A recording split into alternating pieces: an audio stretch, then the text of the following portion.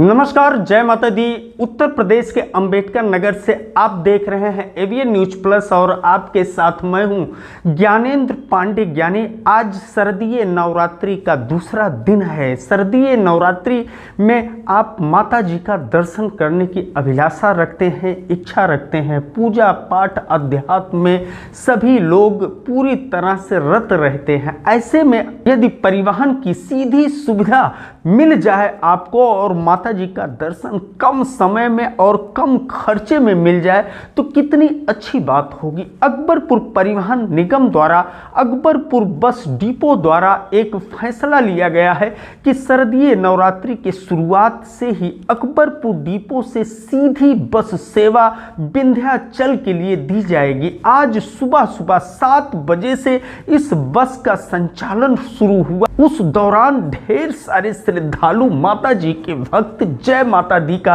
नारा लगाते हुए विंध्याचल की तरफ कूच किए। हम आपको बता दें कि अकबरपुर डिपो द्वारा अकबरपुर से सीधे विंध्याचल के लिए बस चलाया गया है। इस बस का संचालन सुबह 7 बजे से अनवरत जारी रहेगा। 5 बसें चलाई गई हैं। आप अकबरपुर रोडवेज से संपर्क करके इन बसों का समय जान सकते हैं। वैसे पूरी जानकारी के लिए हम आपको लेकर के चलते हैं अकबरपुर सहायक क्षेत्रीय प्रबंधक सीबी राम जी के पास और क्या कुछ जानकारी देते हैं विंध्याचल धाम के लिए जो अकबरपुर डिपो द्वारा यह बस सेवा शुरू किया गया है। सर, आपको जानकारी देना है आपके चैनल के माध्यम से कि विंध्याचल माँ भगवती जी के दर्शन के समय मैं 5 सेवाएं चलाने का प्लान बनाया हूं, जो कि सवेरे 7, 8, 9, 10, 11 चलेंगी।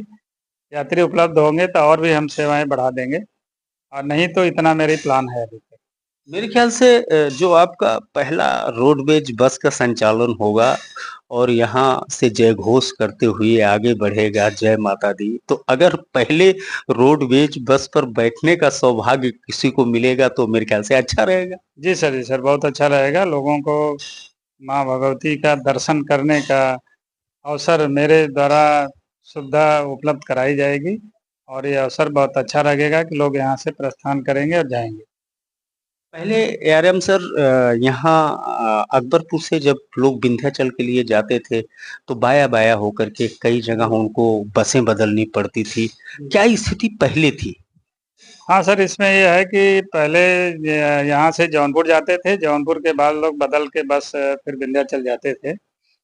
पहले भी असल में संख्या यहाँ से जाने वालों की कम रहती है, लेकिन मैं उम्मीद करता हूँ जैसा कि प्रचार प्रसार पेपर मीडिया के माध्यम से हुआ है, तो ज़्यादा से ज़्यादा मैं उम्मीद करता हूँ कि लोग दर्शन के लिए जाएंगे, जिसका लाभ उनको भी मिलेगा, परिवहन निगम को भी मिलेगा। सर, पूर्वांचल में एक मान्यता है, जो माता जी के भक्त हैं वो जौनपुर में एक स्थान है चौकिया, शीतला माई का दर्शन करने के बाद ही उनका यात्रा पूरा माना जाता है, फिर वो मूव करते हैं विंध्याचल के लिए।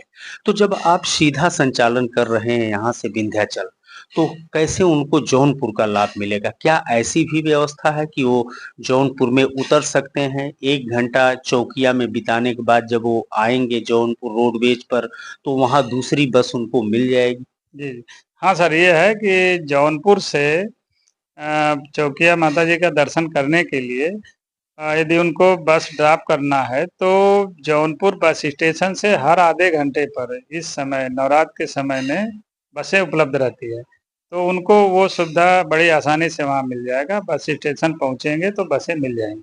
बात की जाए सवारी किराए की, तो बहुत मायने रखता है क्योंकि आप सीधा संचालन कर रहे हैं।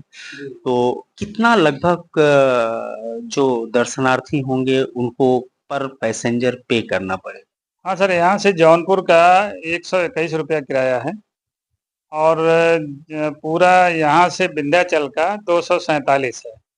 तो जो जौनपुर में रुक करके और विंध्याचल जाना चाहेंगे तो उनको 121 रुपया पहले पेमेंट करना होगा। शेष डायरेक्ट जो जाएंगे तो 247 रुपये में वहाँ बस 247 में सीधे विंध्याचल? जी हाँ, 247 में तो सीधे बड़ा किफायती किराया मेरे ख्याल से। जी, सही है। निर्धारित किराया जो हमारा परिवहन निगम मुख्यालय और शासन सरकार के माध्यम से है, वही किराया चार्ज किया जाता है। सर यहाँ से अकबरपुर से देखा जाए तो विंध्याचल जाने वाले सवारियों की संख्या बहुत ज़्यादा रहती है, लेकिन अवेयरनेस, जागरूकता ना होने के कारण उनको ऐसा लगता है कि अकबरपुर से सीधी सवारी हमको नहीं मिल सकती। लेकिन आपने शुरुआत किया है, तो क्या यह नवरात्रि के बाद अगर लोगों का रिस्पांस मिलता रहा, तो यह सेवा जारी रहेगा? बिल्कुल सर, यदि यात्री मिलते रहेंगे तो सेवा चलती रहेगी। फिर भी हम 1-2 सेवा, जैसे अभी तो 5 सेवा चलाने का है, लेकिन हम 1-2 सेवा कंटिन्यूअस चलाएँगे। जैसे कि लोगों में जानकारी बढ़ेगी और लोग वहाँ दर्शन के लिए जाने के लिए उनको सुविधा मिलेगी। तो हम आगे उम्मीद करते हैं कि यात्रियों की संख्या बढ़ेगी। दूसरा सर एक बड़ा बहुप्रतीक्षित सवाल है।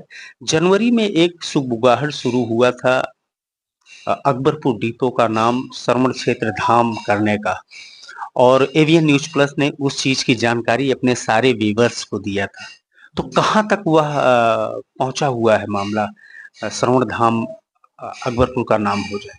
हाँ जी सर, ये शासन स्तर से लेटर या आदेश हम लोगों को आया था कि जो बस स्टेशन का नाम स्थानीय सेनानी या महत्वपूर्ण लीडर्स या मतलब अन्य महत्वपूर्ण स्थानों के नाम पर रखा जाना है, जिसमें कि आदरणीय जिलाधिकारी महोदय की अध्यक्षता में कमेटी के द्वारा श्रवण धाम नाम चेंज करने का फाइनल करके लेटर शासन को भेजा गया है और वहाँ शासन से पत्र आने का इंतजार है। जब भी आ जाएगा तो आदरणीय जिलाधिकारी महोदय के निर्देशन पर ये नाम चेंज करने का मतलब सब मिला करके गेंद जो है अब शासन के पाले में है। जैसे पत्र आ जाएगा तो तुरंत अकबरपुर डिपो का नाम हटा करके श्रवण धाम डिपो रख दिया जाएगा। जी सर, जी सर। हाँ। दूसरा ये सर कि अकबरपुर को लोग जुड़वा भाई मानते हैं अयोध्या का।